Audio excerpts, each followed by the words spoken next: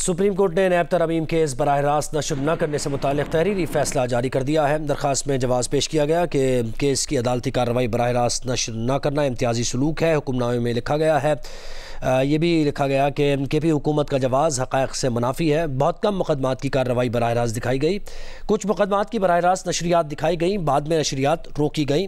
तहरीरी हुक्मनामे में ये लिखा गया है कि खैबर पख्तूनख्वा हुकूमत की दरख्वास्त में कोई कानूनी नुक्ता बयान नहीं किया गया। ये नहीं बताया गया कि खैबर पख्तूनख्वा हुकूमत के बुनियादी हुकूक़ कैसे इनहराफ किया जा रहा है उनसे।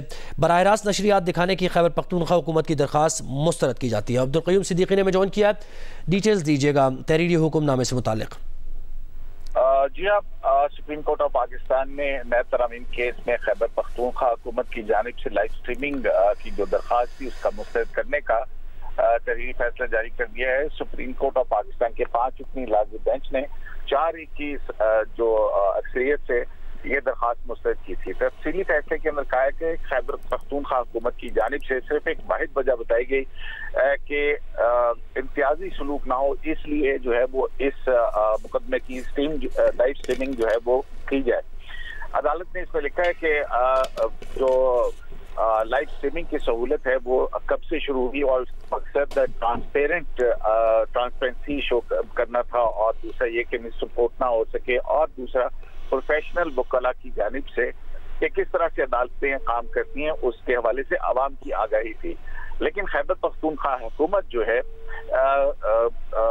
उसने अपने ये नहीं बताया कि किस तरह से ये इम्तियाजी है, क्योंकि जो पहले जब ये दरखास्त समातें मुकर्रर की गई थी या जब इसका फैसला हुआ था वो 53 समातें हुई थी, और उन 53 समातों में ना तो कभी बानी पीटीए खुद पेश हुए थे और ना ही जो है खैबर पख्तूनख्वा हुकूमत जो है वो इस तरह से वफाकी फरीक थी। तो लिहाजा इसकी ये इस्तदा मुस्तरद की जाती है। जबकि अदालत ने अपने फैसले में लिखा है कि जब सितंबर के अंदर जब पहली फुल कोर्ट मीटिंग के बाद लाइव स्ट्रीम करने का फैसला किया गया था, तो फिर उसके बाद इस फैसिलिटी को कि मिसयूज ना किया जा सके और उसके लिए SOPs बनाने थे, तो जस्टिस अतर मिनल्ला और जस्टिस मोहम्मद अली मजहर पर मुश्तमिल एक 2 रुकनी कमेटी जो है वो नोटिफाई की गई थी, जिसकी चीफ जस्टिस ने मंजूरी दी थी, और इस कमेटी में SOPs बनाना थे। लेकिन अभी तक अक्टूबर के बाद से अब तक जो वक्त गुजर चुका है, इस कमेटी ने SOPs भी नहीं बनाए थे। और तीसरा जो है वो अदालत ने इसमें लिखा कि इस अदालत की सहूलत का मकसद हरगिज ये नहीं है कि कोई एक सियासी जमात का सरबराह जो है इसका गलत इस्तेमाल करते हुए अपना सियासी एजेंडा जो है वो टो करे।